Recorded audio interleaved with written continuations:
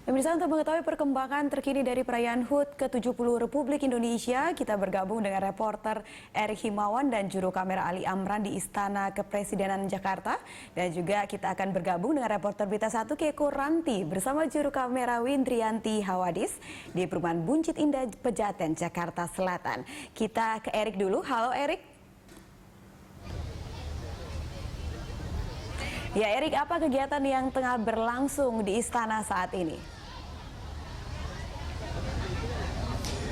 Ya Ira, memang saat ini adalah masih memasuki sesi ramah tamah antara Presiden Republik Indonesia Joko Widodo bersama seluruh undangan dan pejabat-pejabat yang memang saat ini akan diselenggarakan dari pukul 12 siang tadi hingga pukul 3 sore. Dan memang saat ini bisa kita informasikan sedikit, banyak sekali warga masyarakat Jakarta ataupun luar Jakarta yang memang saat ini sedang menunggu untuk menyaksikan ataupun mengikuti upacara penurunan bendera merah putih di halaman Istana Merdeka.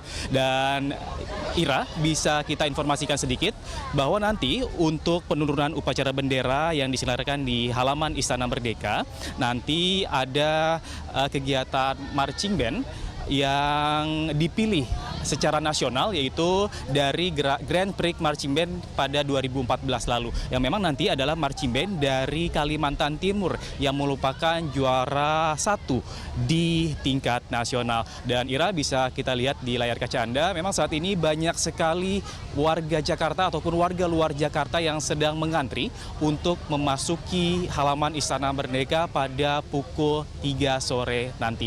Dan bisa kita lihat, mereka juga saat ini membawa undangan berwarna hijau yang memang sudah mereka dapatkan sejak beberapa hari yang lalu melalui staf kepresidenan yang membagikan secara acak terhadap seluruh masyarakat di Jakarta ataupun warga sekitar Jakarta. Ya, mereka memang harus baru dapat memasuki Istana Merdeka ini apabila mereka mendapatkan undangan resmi langsung dari Presiden Joko Widodo. Dan saat ini juga mereka masih menunggu, pemirsa, nanti pada penurunan bendera merah putih itu akan diselenggarakan pada pukul 5 sore ini. Dan saat ini juga mereka masih menunggu, dan nanti pada pukul 8 malam adalah ramah tamah antara Presiden Joko Widodo dan resepsi kenegaraan antara Presiden Joko Widodo dengan beberapa undangan dan pejabat lainnya. Ira.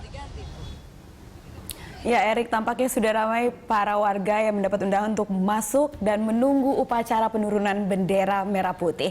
Lalu Erik, apakah Anda mendapatkan informasi mengenai harapan baik dari warga maupun sejumlah petinggi negara terhadap Hari Ulang Tahun Indonesia kali ini? Apa harapan mereka?